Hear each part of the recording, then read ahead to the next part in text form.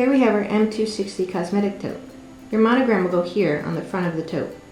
Slide the tote onto a 6.5 by 5 inch slimline clamp frame and use 2 sheets of tearaway.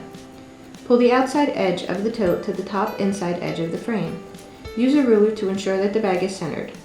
Use our custom centering jig to find the center, which will be the center of the jig. Trace the sewing area to ensure monogram fits inside of the frame.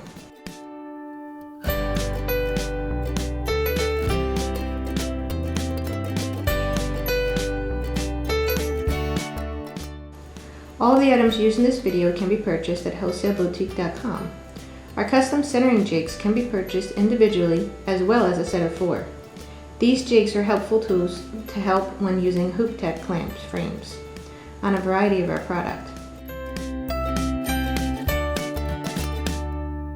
When your sew is complete, remove the product from the frame and the tearaway. There you have a finished product. Click the links in the description below to view the items used in this video.